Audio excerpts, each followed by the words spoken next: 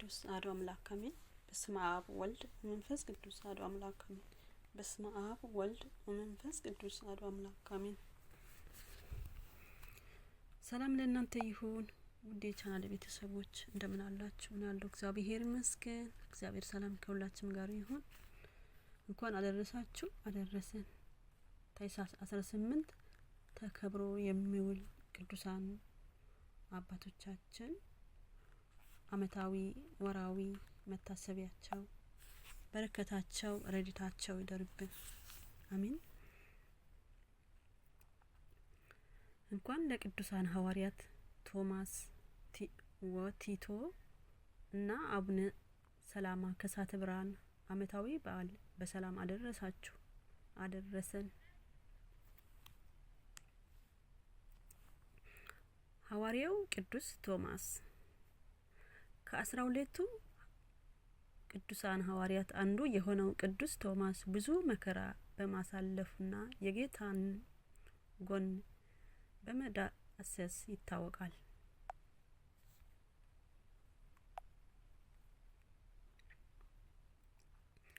ቅዱስ ቶማስ እንደ ሌሎች ሐዋርያት በእስራኤል ተወልዶ በዚያም በሥርዓተ ኦሪት አድጎ ገና በወጣትነቱ የሰዱቃውያንን ማህበር ተቀላቅሏል።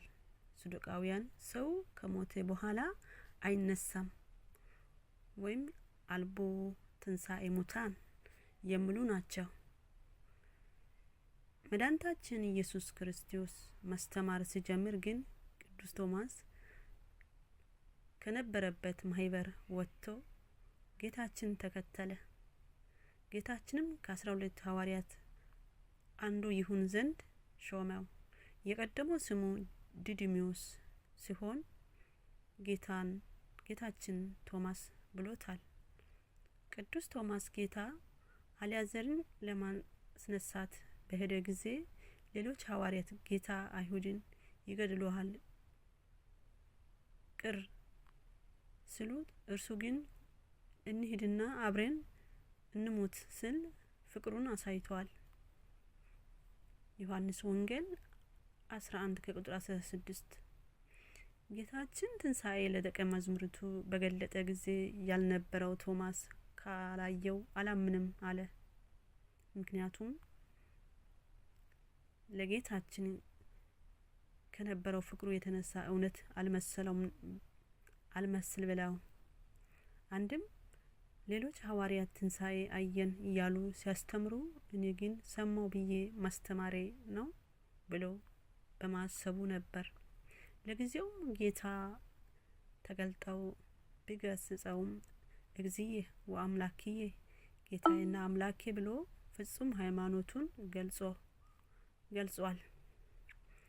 ለፍጻሜው ግን የጌታችን ጎን መለኮትን ይዳስስ ዘንድ ባለቤቱ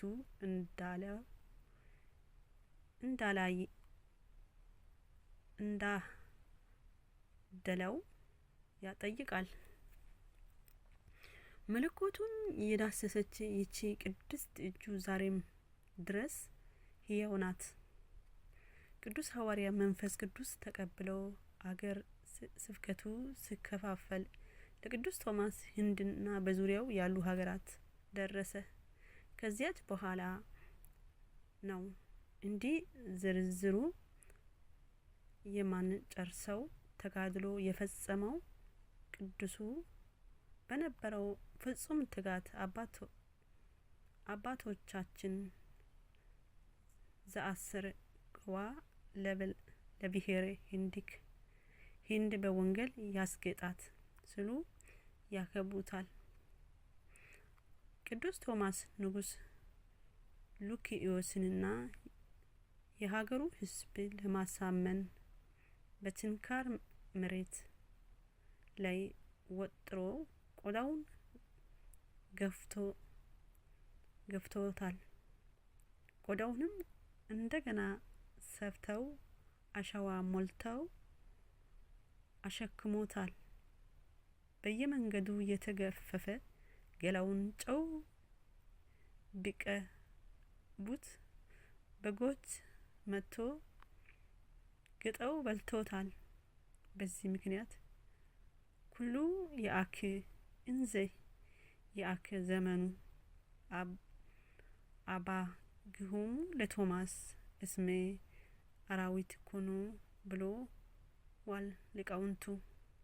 በኋላም ግን ከፎቅ ወድቃ የሞተችውን የንጉሱ ሚስት በተገፈፈ ቆዳው በማዳኑ ሁሉም አምነው ተጠምቀዋል።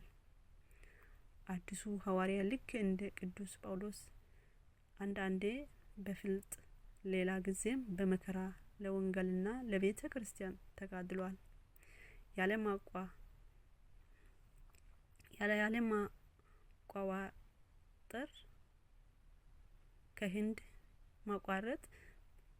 ከህንድ እስከ ሀገራችን ኢትዮጵያ ድረስ ለ33 አመታት ወንጌልን ሰብከዋል። በመጨረሻም በ72 ዓመተ ምህረት በሰማዕትነት አርፈዋል። መቃብሩም ቅድስት እጁ ዛሬም ድረስ ህንድ ውስጥ አሉ። ከፕሮቴስታንቶች በቀር መላው ዓለም ያከብረዋል። ዛሬ የቅዱሱ ሐዋርያ በዓል ፍልሰቱ ነው። ቅዱስ ቲቶ ሐዋርያ የጌታችን ኢየሱስ ክርስቶስ ደቀ መዝሙር ቅዱስ ቲቶ ከ72 አርድእት አንዱ ሲሆን በተወሰነ መንገድ ቢሆንም የተዘነጋ ሐዋርያ አይደለም። በተለይ ደግሞ ቅዱስ ጳውሎስ ከጻፋቸው ከ14 መልእክታት መካከል አንዷ የተላከችው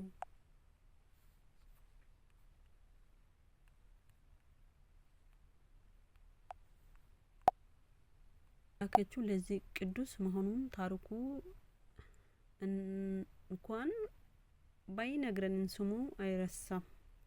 ቅዱስ ጳውሎስ በመልእክታቱ በጎ ስሙ እየደጋገመ ያነሳዋል። ለመሆኑ ሐዋርያው ቅዱስ ቲቶ ማን ነው? ቅዱስ ቲቶ የተወለደው በአንደኛው መቶ ክፍለ ዘመን እስያ ውስጥ ቀርጢስ በምትባል ከተማ ነው።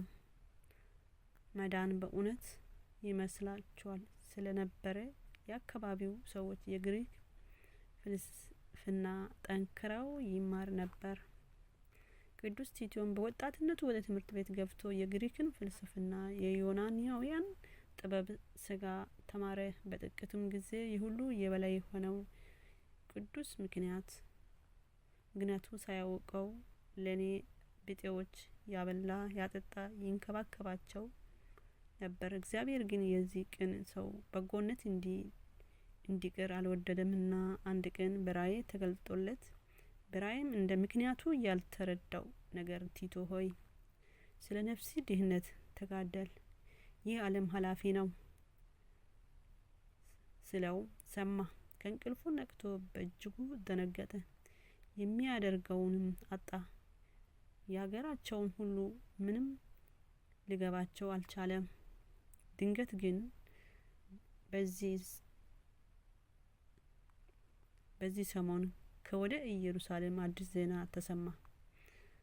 ክርስቶስ የሚሉት ኢየሱስ እርሱም የባህሪ አምላክ የሆነው ወደ ምድር ወረደ፣ ስለ እግዚአብሔር መንግስት እየሰበከ ነው ሲሉ ለቲቶ ነገሩት።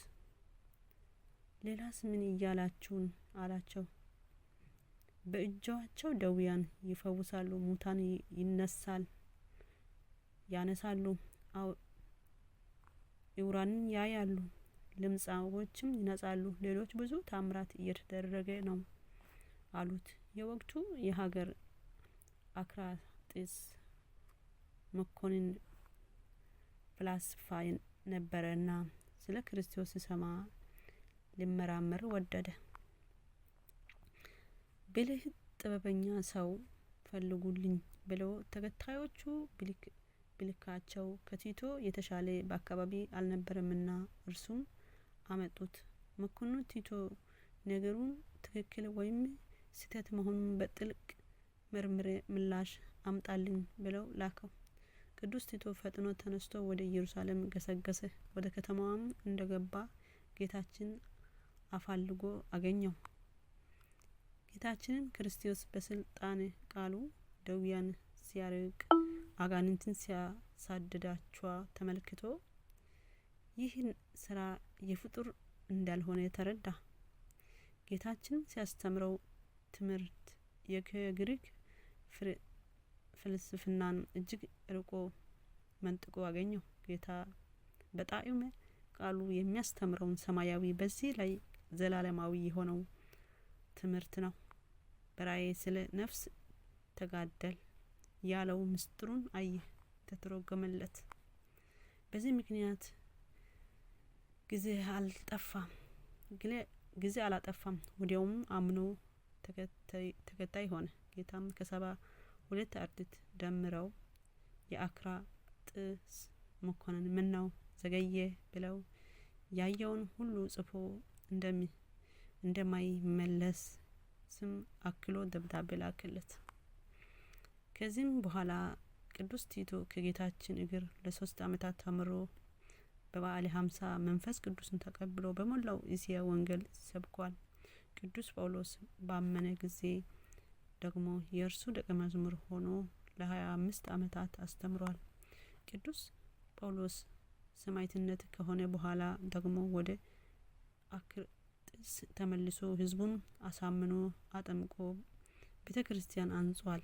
እድሜው ባደረሰ ጊዜም መምህራንን ካህናትን ሾመላቸው፣ ባርኮቸውም አርፏል። ዛሬ የቅዱሱ ሐዋርያ በዓል ፍልሰቱ ነው። ሰላማ ከሳተ ብርሃን። ቅዱስ በትውልደታቸው ግሪካዊ ቢሆኑም ሶሪያ አካባቢ እንዳደጉ ይታመናል። በቀደሙ ስማቸው ፍሬምናጦስ የሚባሉት አቡነ ሰላማ ወደ ኢትዮጵያ የመጡት በአደጋ ምክንያት ቢመልስም ውስጡ ግን ፍቃደ እግዚአብሔር ነበረበት። በድንበር ጠባቂዎች ከጀልባዎች አዴሲዮስ ጋር ተይዞ ወደ አክሱም የመጡት በንጉሱ ታዘር ወይም አይዛና እና በሚስቱ ሶፊያ አሂዋ ዘመን ነው። ጊዜው በውል ባይታወቅም በ4ኛው መቶ ክፍለ ዘመን ነው። ፍሬምናጦስ ምንም የመጣበት ዓላማ ስብከተ ወንጌል ባይሆንም በአክሱም ቤተ መንግስት አካባቢ ይሰብኩ ነበር። ያን ጊዜ በጃንደረባው ቅዱስ ባኮስ የተቀጣጠለው የክርስትና ችቦ ውስጡንም በሀገሪቱ ነበርና ፍሬምናጦስ አልተቸገሩም። በተለይ ኢዛና ሳይዛና ከልጅነት ስላስተማራቸው ነገሮች የተላኩ ሆኑ። ንጉሱ ታዘር እንደ ሞቱ ሁለቱ ህጻናት በመንበር ተቀመጡ። ፍሬምናጦስም ወደ ግብጽ ጳጳስና ጥምቀት ከመጻሕፍት ጋር እንዲያመጣላቸው ላከ። ሐዋርያው ቅዱስ አትናቴዎስም ፍሬምናጦስም ሰላማ ብለው ሰየሙ። በጵጵስና በንዋየ ቅድሳት በመጽሐፍ ሸልሞ መለሳቸው። አቡነ ሰላማ ወደ ኢትዮጵያ እንደመለሱ ከነገስታቱ ጀምሮ ለህዝብ ጥምቀትን አደሉ። ኢዛና ሳይዛናም አብርሃ ወይ አጽብሃ ተብለው ስማቸው ተደነገገ። ከዚህም በኋላ ድንቅ በሚሆን አገልግሎት ነገስታት ጳጳሱ ሰላማ ሊቀ ካህኑ አንባሪም ለክርስትና መስፋፋት በጋራ ሰርተዋል። የአቡነ ሰላማ ትሩፋቶች ጵጵስናን ክህነት ከእውነተኛ ምንጭ አምጥተዋል። ክርስትና ጥምቀትን በሀገራችን አስፋፍተዋል። ቅዱስ መጽሐፍ ከውጪ ልሳን ተርጉመዋል። ገዳም ህይወት ጀምረዋል። አብያተ ክርስቲያናትን አንጽተዋል። ግዕዝ ቋንቋውን አሻሽለዋል። ከግራ ወደ ቀኝ እንዲጻፍ እርባታ እንዲኖር ከአቡጊዳ ወደ ሀ ለ ሀመ ቀይሯል። ባላቸው ንጽህ የቅድስና ህይወት ለህዝብ ምሳሌ ሆነዋል። ወበኢን እንዘተ ተመሳይ ከሳተ ብርሃን እንዲል በእነዚህ ምክንያቶች ከሳተ ብርሃን የገለጠ ሲባሉ ይኖራሉ። በመጨረሻም ከመልካሙ ገድል በኋላ በ352 አርፈዋል። ጳጳስ ሆነው የተሾሙት በዚህ ዕለት ነው። አምላክ አበው ቅዱሳን በመጽናታቸው ያጽናን፣ ከበረከታቸው ያድለን። ታኅሳስ 18 የሚከበሩ ዓመታዊ የቅዱሳን በዓላት ቅዱስ ቶማስ ሐዋርያ ፍልሰቱ፣ ቅዱስ ቲቶ ሐዋርያ ፍልሰቱ፣ አቡነ ሰላማ ከሳተ ብርሃን፣ ቅዱስ ፍልሞና ባይታዊ፣ ቅዱስ ኢርቅያላ። ወራዊ አቡነ ኤዎስጢዮስ ርባን፣ አቡነ አሮዮስ አብይ፣ ማር ያዕቆብ ግብጻዊ፣ ቅዱስ ያዕቆብ ሐዋርያ ከ72 አርድእት፣ ቅዱስ ፊልጶስ ሐዋርያ ከ12ቱ፣ የእግዚአብሔር ባሪያና የኢየሱስ ክርስቶስ ሐዋርያ የሆነው ጳውሎስ መድኃኒታችን እግዚአብሔር እንዳዘዘው ለኔ አደራ በተሰጠኝ ስብከት ቃሉን ገለጠ። በሃይማኖቱም ህብረት እውነት ለሆነ ልጅ ቲቶ ከእግዚአብሔር አብ ከመድኃኒታችን ከጌታችን ከኢየሱስ ክርስቶስ ጸጋ ምሕረት ሰላም ይሁን። ቲቶ 11 ቲቶ 1:1 ወስብሐት ለእግዚአብሔር ወለወላዲቱ ድንግል ወለመስቀሉ ክቡር። በረከት ይድረብን። የጻፉልን ቃልዎት ያሰማልን።